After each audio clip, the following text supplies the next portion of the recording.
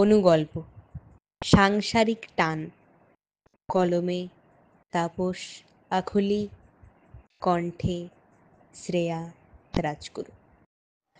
মানুষ ভজলে সোনার মানুষ হবে, মানুষ ভজলে সোনার মানুষ হবে। লালন ফকিরের বিখ্যাত এই গানের লাইন যেন জীবনের ভিত উড়িয়ে দিয়েছে তার।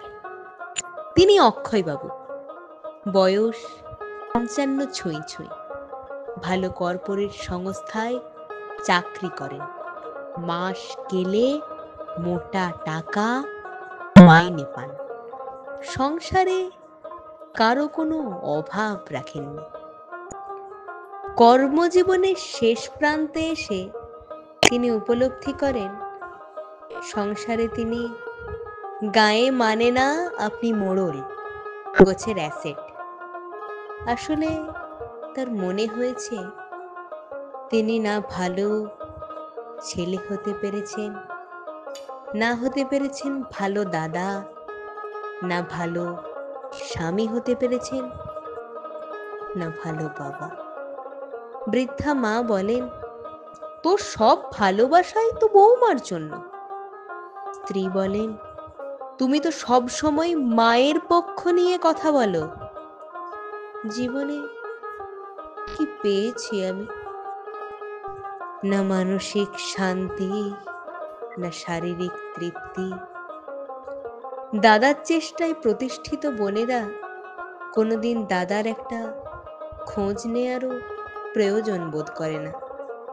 ছেলে মেয়েদের আবদার মেটাতে মেটাতে নিজের জন্য কোনো সময়ই পান না অক্ষয়বাবু।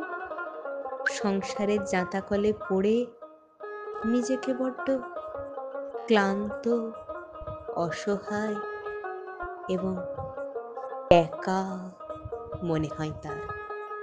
মনে হয় যেন জীবনের সব রং মুছে গিয়েছে।